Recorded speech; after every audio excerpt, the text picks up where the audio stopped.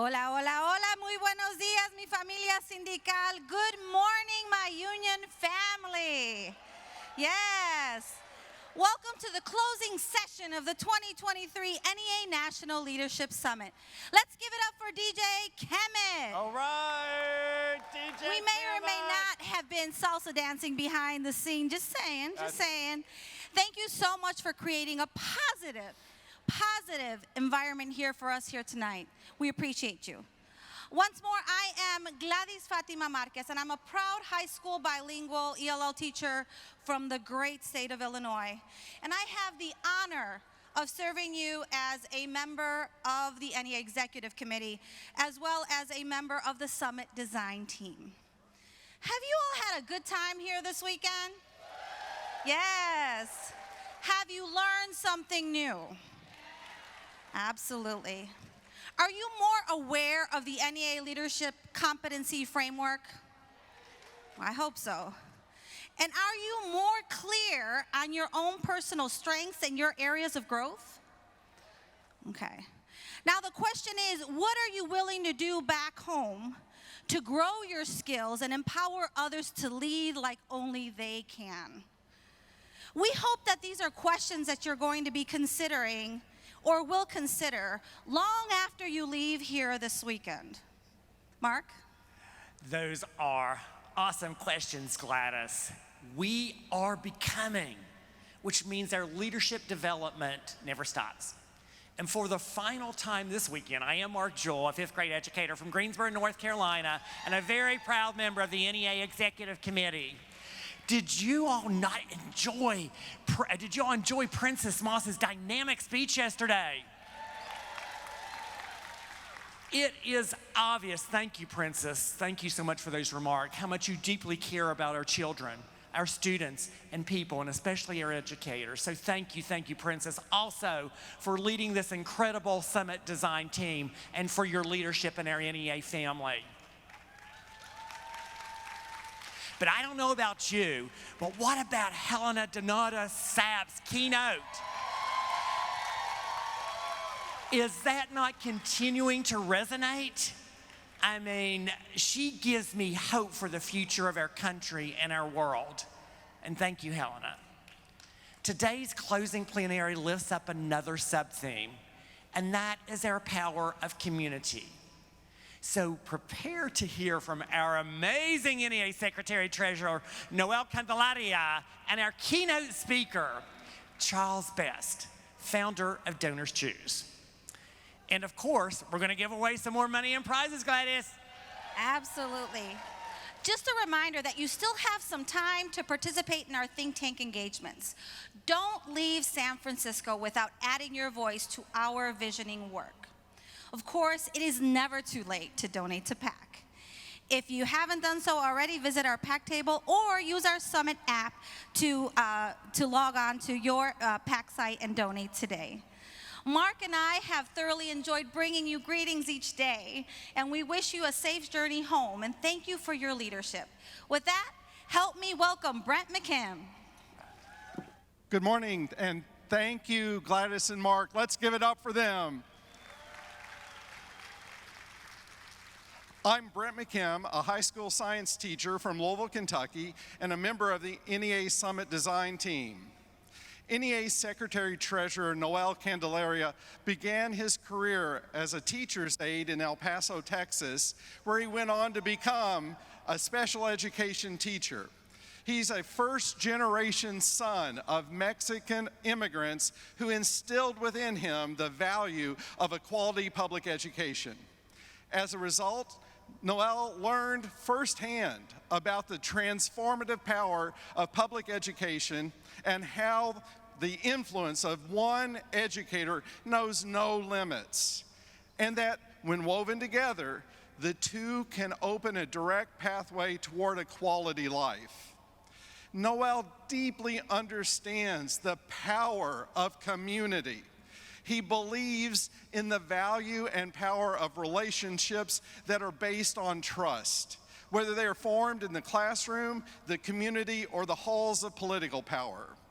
Noel relies on those relationships at the local, state, and national levels to keep the doors of success open and accessible to all students. And I just have to say, my favorite thing about Noel is talking to him, because when you are talking to Noel, you do not feel like you are talking to an officer of a 3 million member union who goes to the White House as part of his day job. You feel like you are talking to your friend that you've had your whole life. And if you have an opportunity to have a conversation with Noel, I encourage you to do that. You will love the experience. He's that wonderful. But let us have no more further ado. It is my honor and my privilege to be able to introduce to you the commander of our collective financial future, the man who can make even tone at the top sound sexy, your NEA Secretary Treasurer, Noel Candelaria. Wow. Buenos dias, NEA. Buenos dias. Good morning, NEA leaders. And Brent, thank you. Thank you for that wonderful introduction, but most especially thank you for your friendship and for your leadership as a local leader in Kentucky and as the leader of the National Council of Urban Education Associations. We value your leadership and your partnership. Muchísimas gracias. Thank you, my friend. Thank you. So, NEA, here we are, day 3. God, where has the time gone? Day 3. We are on the final day of this leadership summit. But you all know that this is just the beginning. It's just the beginning of what we will do next and what we will do better together as leaders. I want to first begin by thanking the Leadership Conference planning team. Let's give it up for the planning team. Yeah. I want to thank them, and I know that you feel this as well. I want to thank them for creating a space for us to explore, a space for us to examine and share the best practices, innovations, and challenges. Thank you. Thank you to this wonderful team for preparing this group of education leaders and activists who are constantly adapting and thinking, visioning for the future, yet who will never lose sight of the fierce urgency of now, that fierce urgency of this moment. See, after 3 days of work, our hope is that you are able to rush back and excited to rush back home and reinvigorated. We want you to continue to tap into that deep well of your love for your students, that deep well of love and passion for your professions, and your profound belief in the power of public education. See, the leadership competencies that I know you all have ingrained into your heart and ingrained into your mind, those leadership competencies are designed to help us see past our limits and our current ways of thinking. They allow us to imagine. They allow us to imagine new ways of expressing our shared vision and our core values. See, they support and they challenge how we work, not just with our colleagues, but how we advocate for our students and build on the individual and collective strengths of our public education community. See, they strengthen our resolve to bring the full weight of our professions, our skills, and our passion to reclaim public service and public education as a collective and common good. You see, leadership is the key to unlock our common challenges and unleash our hopes for great public schools. See, yep, give it up. See, and we must draw, if you haven't felt that already, we must draw on that collective strength not from top-down policies or regulations or politicians who have never set foot in a classroom. But yes, but from our hearts in communion with each other. This is why we are here together this weekend. See, we began our leadership journey together on Friday when our president, Becky Pringle, set the stage for the summit and talked about the strength of educators and the value of leadership development for education activists. That's who you are, education activists and leaders. See, and yesterday, our Vice President, Princess Moss, she highlighted the brilliance of students. And she shared that moving story about her former student, Darius, who I'm sure all of us were able to connect and see so many of our students through Darius. And today I'm going to highlight the power of community to support public education. See, one thing that I learned early on in my career through my union, the Isleta Teachers Association, was that the engagement of one of us becomes the power of all of us. Yes.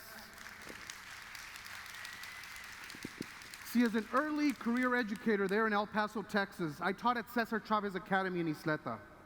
Cesar Chavez Academy was the alternative school where students that were kicked out of their campus were sent to my campus with my colleagues. And I taught students, so many students, that were in our foster care system.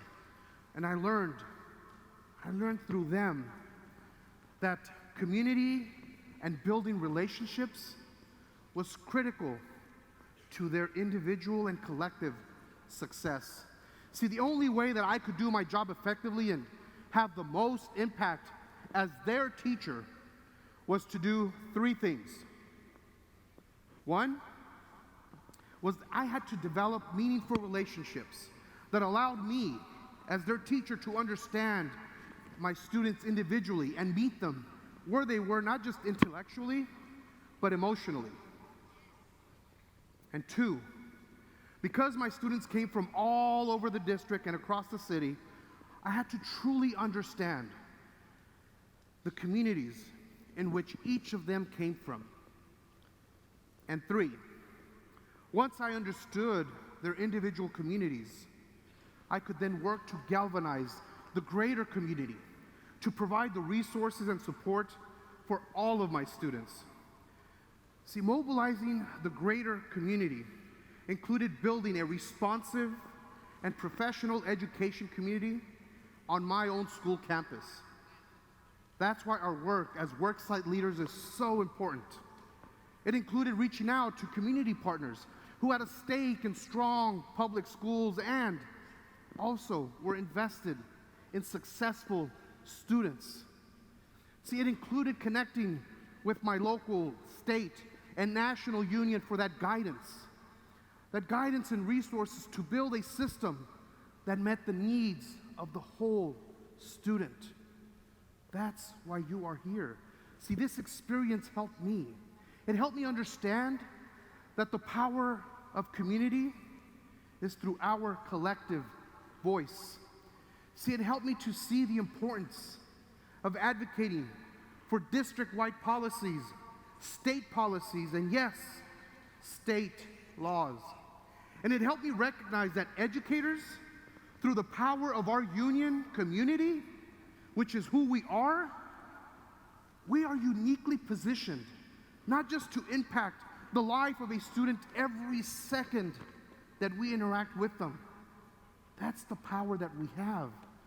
But also in communion as a national union, impact the lives of over 50 million students across this nation as a union of professionals.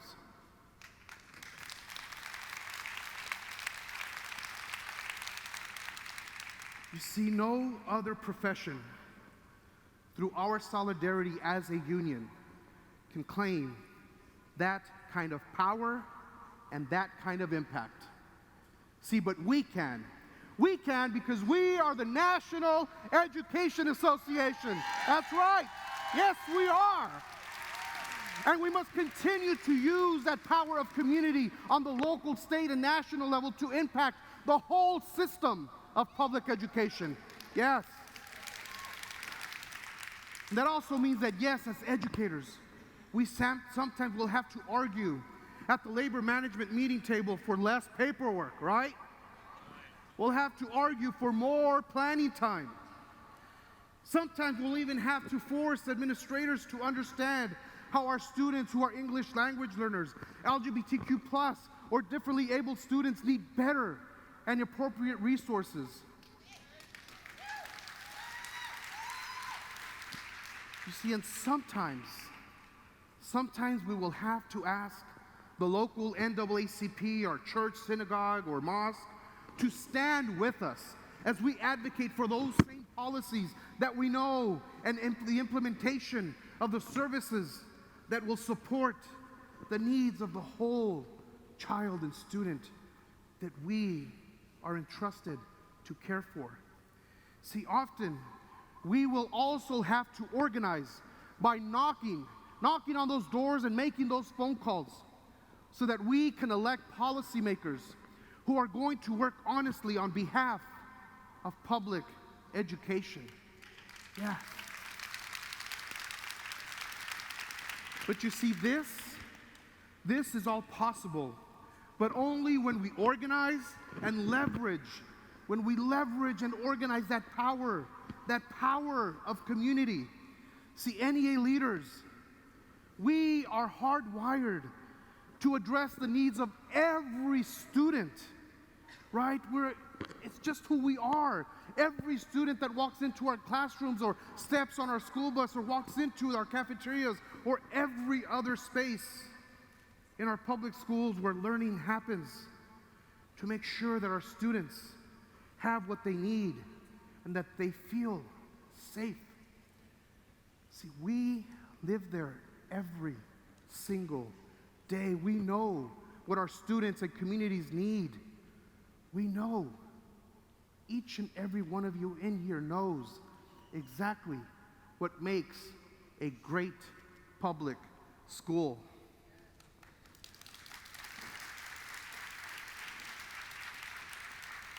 See, but for years, and we're seeing it right now across this nation, we've been told that we have to let strangers who've never set foot in a school and move into our homes take over. See, opponents don't want us to teach truth in the classroom. They want us to teach to that test. They want us to be evaluated by the same stressful, ineffective standardized tests that were never designed to measure the full brilliance of our students like we heard from Elena yesterday. Yes. Students like Elena who challenged us yesterday to be those champions. See, we believe in an educational system that focuses and measures what our students truly need, right?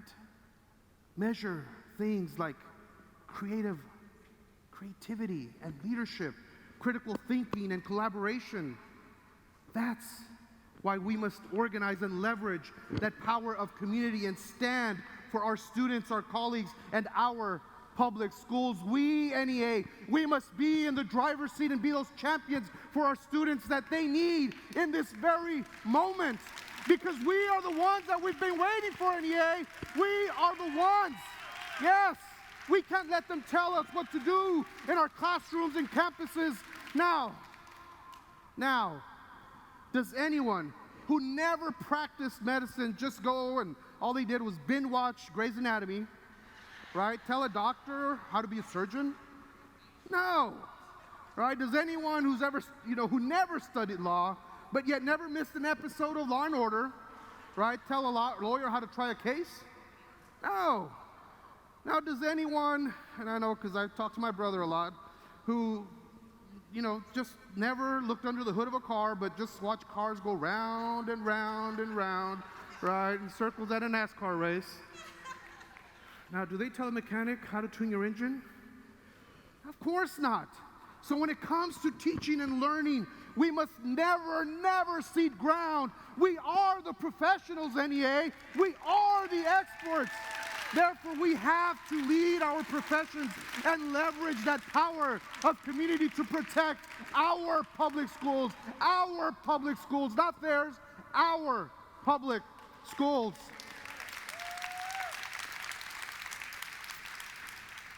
You see, public education, it is how we fulfill our collective responsibility as a nation. It is how we ensure that every single student, black, brown, or white, LGBTQ+, differently able, native, newcomer, has access to a safe, just, and supportive learning environment that they each deserve. See, we fulfill it through an equitable system of great neighborhood public schools where educators like yourself have the respect, have the tools and resources to meet the needs of every single student. See, we do this by fulfilling and doing a better job of reaching out and connecting to the most important partners we have in this work, our parents. We do it by connecting to community partners and civic and faith leaders. See, we need to be able to open their eyes to many of the amazing successes that each and every one of you and we are all having in our public schools as well. Yes, we must also open their eyes to the challenges that we face every single day. You see, we need to open their minds. We need to open their minds to our vision for great public schools so that every single school is as good as our best schools. And we need to open their hearts. We need to use our educator heart to open their hearts to collaborating with us, to invest in educators so that our students have access to the best talent on the way to school, to the best talent in our hallways, in the cafeterias and classrooms, or any other person where they interact with an educator. Because we must also ensure that these investments allow us to hire and keep the best and most prepared educators for our students. And that's you. You see, NEA, this is the future that we can create together. That's the power of collective voice, and that's the power of community. Because when communities pull together for our public schools, that power becomes immeasurable. The transformation becomes something greater than just what a small group in the community or any individual can achieve. You see, mi familia sindical, my union family, we must continue to organize. We must continue to raise our collective voices and leverage that power of our communities, not just for us, but for our students. We must leverage that power for our families and leverage that power for our schools and with each other. NEA, we must, NEA, and we can, and we will, porque cada minuto, NEA, is an opportunity. Cada minuto is that opportunity to change the world. Cada minuto es la oportunidad de cambiar el mundo. Every opportunity is an opportunity to change the world for a child. Gracias, NEA. Gracias. Thank you, NEA.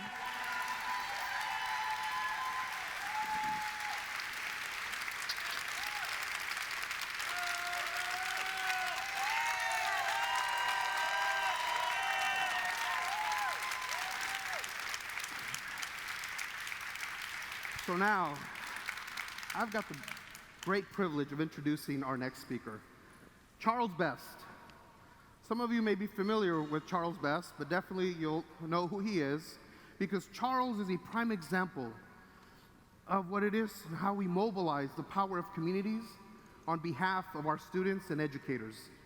Charles is a former educator, which everybody, time someone says former educator, you're never a former educator because you always step into any space with that educator heart. But he is also the founder and former CEO of DonorsChoose.org. Yeah. I said, all of you know DonorsChoose.org. See, in an interview, Charles said the following, and I quote, "One day, we would love to be put out of business when it comes to essential requests and be able to focus exclusively on projects where the teacher is innovating," unquote. I couldn't agree more with that statement. So NEA, please help me in giving Charles Best a warm NEA welcome to the stage. Charles, come on up, Charles.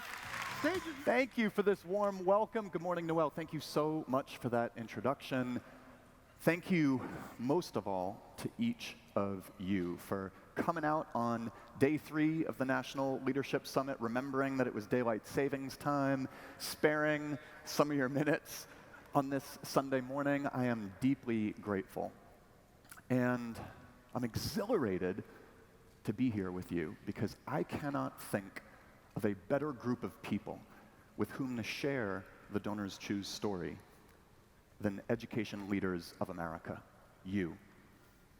And that's not just because it's a story of how an organization grew out of a classroom in the Bronx through which hundreds of thousands of NEA members have gotten 2.5 million classroom dreams funded. Not just because it's the birth of crowdfunding, but because it's a story about what happens when Americans rally behind the needs, the classroom needs, the ideas, and the insights of frontline educators, what we call the wisdom of the front lines. So I hope that this story will not just put a kick in your step, and there's going to be a surprise, actually a little bit of an Oprah-esque reveal at the end of my story, but I hope also that it will inform your advocacy work. And this story starts with a question where I want to see a show of hands. I want to see your hands up. If you think back on high school and you can remember a teacher who shaped who you are today. Raise your hand if you had a teacher in high school who shaped who you are today. I think I see virtually every hand going up. That is awesome. I want to show you that teacher for me. Here he is. His name was Mr. Buxton. He was my English teacher and my wrestling coach in high school. And let me tell you, I looked up to this guy. And I just figured, if anybody ever looked up to me the way that I looked up to Mr. Buxton, I would have done my share in life. So I knew, since I was a freshman in high school, that I wanted to grow up and be a teacher. So 23 years ago, I started teaching history, like Mr. Buxton, and English, at a public high school in the Bronx called Wings Academy. There are my students and I, looking a little bit younger, or a lot younger. And, you know, when I started teaching in the Bronx, I saw firsthand that all schools are not created equal. At the high school where I had gone, where Mr. Buxton was my teacher, we went on field trips into the woods. We had graphing calculators for trigonometry. This applies to do just about any art project. But when I started teaching in the Bronx, I saw right away what you all know, which is that a student's zip code, a student's racial identity, a student's economic status often determines what resources are in their classroom. And my colleagues and I would try to overcome that by going into our own pockets and spending a lot of our money on copy paper and pencils and all sorts of classroom supplies that I bet 99% of the people in this audience have done themselves. And then we would talk in the teacher's lunchroom about more that we wanted our students to have, books that we wanted them to read, a field trip that we wanted to take them on, a pair of microscopes that we needed for a science experiment. And it just occurred to me as my colleagues and I were talking about all these ideas we had for the materials that would make the biggest difference for our students, that we teachers, we frontline educators, paraprofessionals, counselors, librarians, we frontline educators knew our students better than any of the higher-ups in the system. And we had the best ideas for what would make the biggest difference for our students. And at the same time, I figured that there must be people out there who'd want to help teachers like us and students like ours if they could see where their money was going. So I used pencil and paper. I drew out a website where public school educators could create classroom requests, and donors could choose a request that they wanted to support. It cost $2,000 for a programmer who had recently arrived from Poland to turn my pencil and paper drawings into a really rudimentary website. It was so rudimentary that on the back end, you'd have to scroll down and down and down for like 15 minutes to get to the teacher or the project record that you were looking for. To process a donation, I had one of those black boxes that you see at the grocery store where they punch in your credit card number and the dollar amount, send it over a telephone line if they're not able to swipe your card. So that's what I had to process every donation. So it was old school to say the least. But the website was at least created. And then I had to get my colleagues to try it out and post the first projects. Now, I don't know how it is at the schools and institutions and universities where you work, but at the high school where I was teaching, if you wanted folks to do something, you gave them free food. Sounds like maybe that may be similar. I hear some yeses and some affirmation that it may work similarly in your own workplaces. So what you see here is my mom's famous roasted pear dessert. She used to do, you are right to exclaim about these. She used to make these pears with orange rind and apricot jam and spices, and she'd roast them in the oven, and the juices would just like swirl all around. And let me tell you, these things tasted something delicious. So my mom made 11 of these pears, and I brought those pears into the teacher's lunchroom, and as my colleagues prepared to pounce, I said, hold up, there's a toll. You eat one of these pears, you have to go to this new website called Donors Choose and ask for whatever it is you most want for your students. Sounded like a pretty good deal. My colleagues scarfed the 11 pears, and then they posted the first 11 projects on Donors Choose. The English teacher wanted to get his students ready for the SAT and the ACT. He requested test prep books. The art teacher wanted her students to create a wall-to-wall quilt with each of her students sewing a square. So she requested fabric and thread and needles. The debate coach wanted each of his students to have a timer and their own journal. Those were 3 of those 11 projects that my colleagues posted after eating my mom's 11 pears. My aunt, who's a nurse, she funded the first of those 11 projects.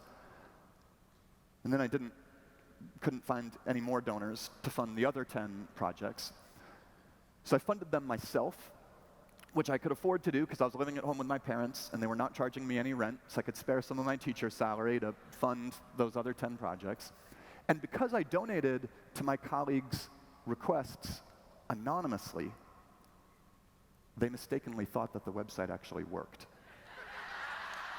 And that there were all these donors just hanging out on Donors Choose, waiting to fulfill teachers' classroom dreams, if only teachers would come. So that false rumor spread across the Bronx. Teachers started posting hundreds of projects on the website, projects that needed way more than I could afford to cover by living at home with my parents. And I was in a really tough spot, not knowing how I was going to get these projects funded. But my students came to the rescue. I think they could see the potential of this experiment to change their lives at school. I think they also felt bad for me. So they volunteered every day after school to write letters to people all over the country, telling them about this website where someone with $10 could be a classroom hero. We sorted the mail ourselves, so we would get the cheapest postal rate. So every desk in my classroom represented a different part of the country, piled high with letters that my students had put together. And then we carted the sorted letters, 2,000 of them, to the post office and crossed our fingers. It worked. My students' letter writing campaign generated $30,000 in donations to projects on our site. And it felt like we were off. And then just a year later, Oprah Winfrey caught wind of what my students and I were up to. And let me tell you, my students were never better behaved than on the day when Oprah sent a limo and a television crew to capture our story and pick me up and take me on the show, where she called out donorschoose.org on air and immediately crashed our website. Because so many people were trying to get in all at once, we melted down. But we got back up again, and thanks to Oprah, we started receiving calls from people all over the country wanting to see Donors Choose expand to public schools throughout America, which is what we were able to do. And why? Thank you. And so that is why today, 5 million people and partners have given $1.4 billion to classroom requests from 787,000 teachers, the majority of them NEA members, and 85% of all the public schools in the country can take you by the hand and point you to materials and resources that have come to life through their initiative, through Donors Choose. Now, there are 50,000 classroom requests live on Donors Choose right now, seeking funding. And just to give you a sense of the breadth of these projects, I just did a keyword search for treehouse, and there are 3,000 treehouse projects that have been funded through our site. You're looking at 3 treehouse requests right now, each from an NEA member. And you might not have to think too hard to imagine hundreds of thousands of NEA members using Donors Choose to tell the world about their best ideas for the materials their kids most need, the projects that will bring the subject matter to life. But you might be a little bit wondering how we got 5 million donors to give to those teacher requests. Because Donors Choose is not a place that primarily asks the teacher to fundraise for their own project. Instead, Donors Choose is the place where a teacher in a low-income community who does not have friends with money, who does not have students' parents with money, can still see their classroom request funded because we've built this community of people who want to give to classrooms with the greatest economic need. And that's what makes Donors Choose a force for equity. So how do we do that? How do we get strangers to come on to Donors Choose to discover amazing and awesome and compelling ideas from frontline educators across the country? I'm going to give you just one example because I think it could get your creative juices flowing about how we can connect the American public to frontline educators in our country. Just give you a few creative juices. So I want to tell you about an experiment we do on Valentine's Day, where I once heard that people are more likely to donate to hurricane relief if the first letter of the hurricane is the same letter as their own first name. And apparently it's a really pronounced effect. So we heard that, and we were like, all right, maybe we should do something with that. So we ran this Valentine's Day experiment where we came up with 3 poems, and we sent them to randomly selected groups of donors. The first poem said, "Roses are red, violets are blue, we heart this teacher, and hope you do too." And we'd send that as an email, and underneath that poem, we would show a teacher's project request. That was especially compelling. Second poem we sent said, "Roses are red, violets are blue, give to a teacher's classroom near you." And underneath that poem, sent by email, we would show a teacher's project request that was close to the recipient. But the final poem that we sent out said, "Roses are red, violets are blue, give to a teacher with the same name as you." And we would show a donor a classroom request from a teacher who shares their same last name. Anybody want to guess which poem did best? The third one crushed it. And in fact, there's something even more powerful than connecting a member of the public to a teacher who shares their name, which is connecting folks based on a shared birth date. That really lights people up. If you can go on Donors Choose right now, and this is going to be relevant to you, by the way, for the surprise that's coming in just a few minutes, you can go to Donors Choose and search for classroom project requests created by teachers who are celebrating their birthdays today. Now, we've talked about tree houses and Valentine's Day poems and my mom's roasted pears and classroom dreams. And so you can imagine that there are a lot of folks, kind of so-called experts, other higher-ups, who think that Donors Choose is just a warm, fuzzy, kind of cute way for people to lend a hand, but they don't think that Donors Choose would have an actual impact on student educational outcomes. A lot of folks out there who don't believe in empowering frontline educators to deploy funding the way they see fit. A lot of people who think that frontline educators don't know best. They should simply do the bidding of what the experts tell them they ought to do. And yet we have struggled for about 2 decades to actually isolate the impact of teachers and frontline educators using Donors Choose on student educational outcomes until 1 year ago, when a trio of professors at the University of Michigan Business School found out a way to isolate the impact of educators using Donors Choose on their students' learning. They used Pennsylvania student test score data, and they looked at the before and after impact on student test scores of classroom educators' projects on Donors Choose getting funded. Let's look at test scores before, let's look at test scores after. Frontline educators are able to bring their classroom dreams to life. And here's what they found. They found that even funding a single $400 project request from a frontline educator causes an increase in student literacy and numeracy as captured in standardized test scores. And the interesting thing here is that when furniture and books and microscopes and technology is sent down from way on high, it doesn't always make a difference for student educational outcomes. But when books and furniture and microscopes and technology is selected by frontline educators who know their students better than anybody else in the system and can tailor the resources to their students' individual needs, that's when funding of classroom resources has a major impact on student educational outcomes.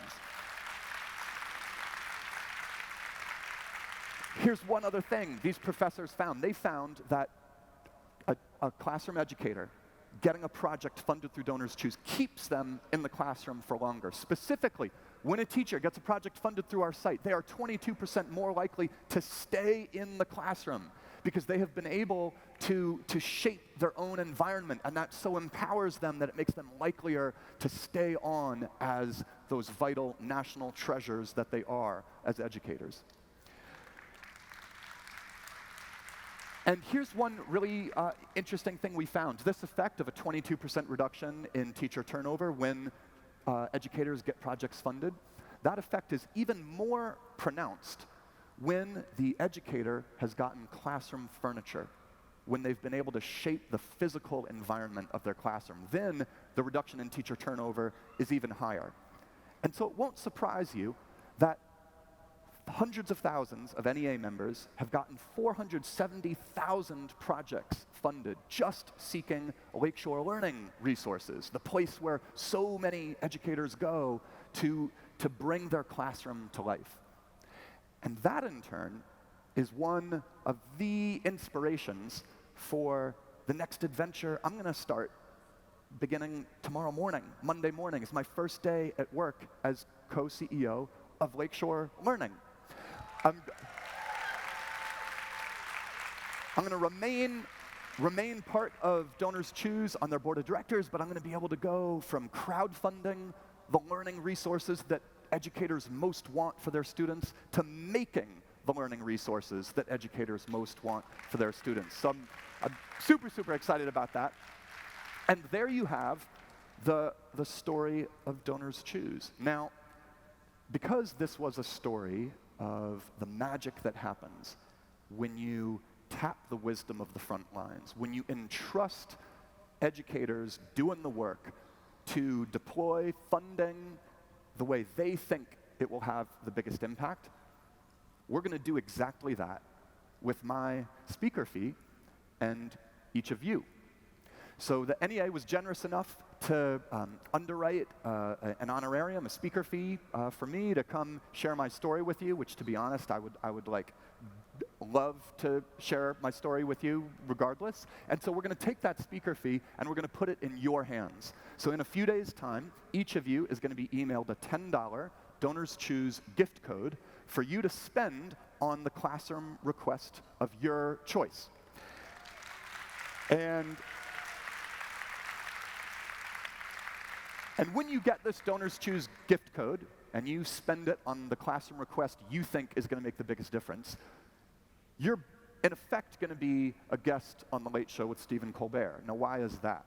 That's because Stephen Colbert, who's one of the hardest working board members of Donors Choose, he gives a Donors Choose gift code to every guest who goes on his show. So when Gayle King went on The Late Show with Stephen Colbert, she spent her Donors Choose gift code on a journalism project for obvious reasons. Helen Mirren spent her Donors Choose gift card on a teacher's request for A Midsummer Night's Dream for obvious reasons. David Diggs of Hamilton fame, he spent his Donors Choose gift code on a teacher's request for digital media technology. Angela Bassett decided to bring in her 2 kids, and together, as a family, they chose a teacher's literacy project to support. And Captain Sully Sullenberger, the pilot of the Miracle on the Hudson flight, you know, that landed on the Hudson River, he spent his Donors Choose gift card on a North Carolina teacher's request to take a field trip by plane to Washington, D.C., and he wrote a message to the classroom where he didn't even see the irony of what he was saying, but he said, "Hey, teacher, I wanted to support your request with my gift code because traveling and flying is a great way to learn." And he just thought that was like a harmless throwaway comment, didn't realize the significance of that. In any case, I cannot wait to see which classroom requests each of you decides to support with your $10 gift of giving.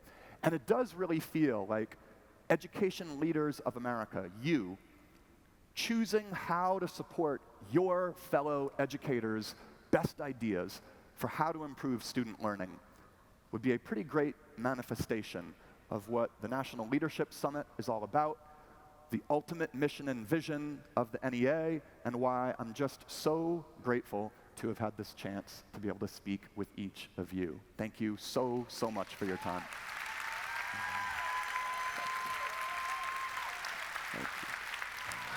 It's a party. Woo-hoo. So I need you to give it up again for Charles Best. Yeah. And one of the things I want you to know is that the work that he is doing, oh my goodness, is for all of our educators, not only our teachers, but our education support professionals who also, as you very well know, do projects to make sure that our students have what they need and they deserve. So our ESP out there, where are you? Yeah. There you are. I need you to get up and get some money from all those people in America who want to make sure that you are able to love on your babies, right? Yeah. Yes, yes, yes. Thank you so very much, NEA, for all the support that you give our students and each other. We want to, one more time, give it up for the generosity of Mr. Charles Best today. Give it up, give it up, give it up.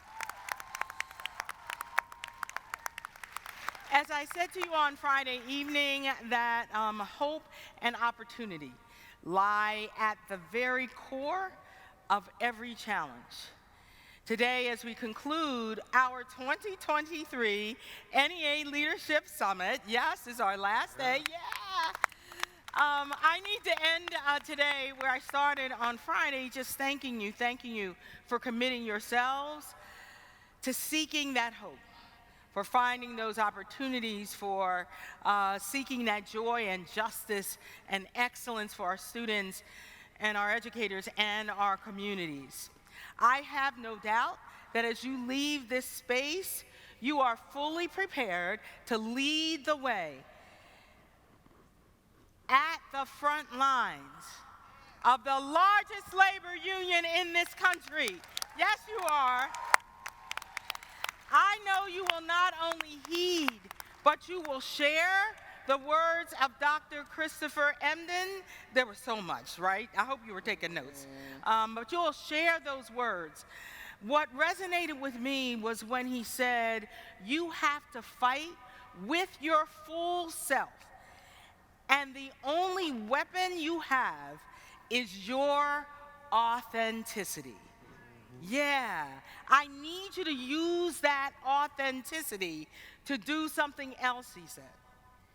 He reminded us that our pedagogy is our protest, right? Don't forget that. I have watched you, NEA, lean fully and completely into that authenticity. With wisdom and compassion and vision, you have prepared yourselves to look for and embrace the brilliance that lies within each and every one of our students. And you have found that way to use your power to build community.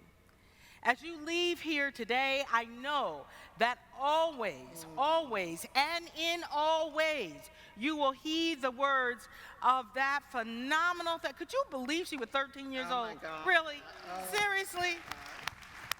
Oh my goodness. Helena.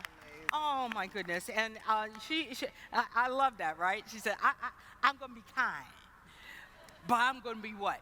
Fierce. I'm going to be fierce. I need you to do just that. And the reminder that she gave us, the ask that she made of us, is to support us when others diminish us. Don't make the mistake that I am worthy only because of. I am worthy because I am a child in your classroom. I am worthy because I am here, right? Don't forget that. Please take that with you. You will remind the entire nation of what our student activist said, and you will make sure that every student is worthy of the dignity and respect that they so deserve. Just before we came to San Francisco, I got an email from one of our leaders here at the NEA, Ms. Stephanie Johnson, who chairs the NEA Women's Issues Committee. And she was a presenter at last year's conference in 2022. She, last year and during her session, she talked about ways to obtain funding for school and local initiatives at the grassroots level. Sherry Femster from the great state of North Carolina, yeah, she was in Stephanie's session and asked Stephanie for planning help and resources for Read Across America. Well, it just so happens that Stephanie keeps books in a storage unit in South Carolina that she paid for out of her own pockets. So guess what happened earlier this month? Sherry got in her car and drove 4 hours to South Carolina, and Stephanie gave her piles of books for her students. I know. I tell you that story because one of the things I said on Friday is not only will you learn and grow, but you will network. Think about that network that happened in that moment where students in North Carolina got to benefit from an educator in South Carolina. It is about those connections as you leave here that you will continue to grow and to build so that you not only have all of the new learnings and all of the new tools, but you actually have new friends and colleagues you never knew that you will be able to reach out to. In his book, My Grandmother's Hands, Racialized Trauma and the Pathway to Mending Our Hearts and Our Bodies, Resmaa Menakem writes that at its best, activism is a form of healing. It is about what we do and how we show up in the world. It is about learning and expressing regard, compassion, and hope. No matter what the world may throw at you, NEA, always show up. Always show up. Fortified by our power, we will stand with passion for our profession and for love for our students and each other. And it is in that strength, in that collective action, that we will be who we were destined to be. Not only incredible, amazing educators, but full humans doing the work that you've been called to do. Thank you so very much, NEA. Thank you, thank you, thank you for all that you do for our students and for each other and for our educators. And they can hear you. Yes. And we're not done with you. Hot mic, hot mic.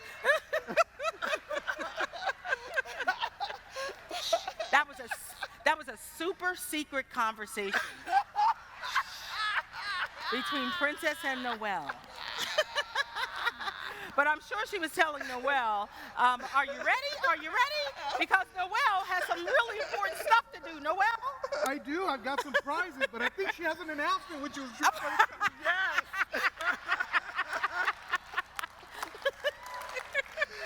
Oh my gosh, I didn't realize I was live. But this is a very important announcement for Mrs. Barnhart. Mrs. Barnhart, your purse has been found, and it's upstairs at registration. Thank you. All right. So now, thank you, Becky, and thank you, Princess. Hilarious. Yeah. That's hilarious. So, who's ready to win some money? Yeah. Yeah. So our final giveaways, not giveaways, which are $500 each, right? Courtesy of NEA member benefits. So thank you, Princess, as the chair of member benefits. Yes, and Leona Linder, who's our new president and CFO. So we have 4 lucky winners. 4 winners, right? Drum roll. That's right. From the great state of OH. That's right, Jennifer Gent. Our lucky winner. Yeah. All right, and from the sunflower state of Kansas. Yeah. Kyler McNeil.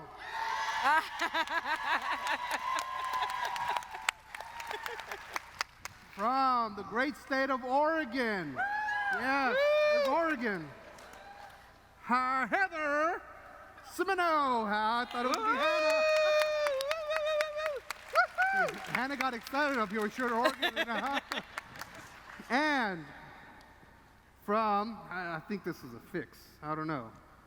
From our president's great state of Pennsylvania. Yeah. Allison Morcom. Yes. Yeah. Yes. Congratulations to all of you. A member of the staff will be in contact with you regarding your prize. So, back to you, President Pringle. So I need you guys to give it up for the chair of the NEA Leadership Summit Design Committee. That would be one Miss Princess Moss, the Vice President of the largest labor union in this country. Didn't they do a phenomenal job? Yes, they did. Yes, they did. Yeah, it's a collective effort. Thank you. Oh, thank you so much, Princess and Noel. You were fabulous.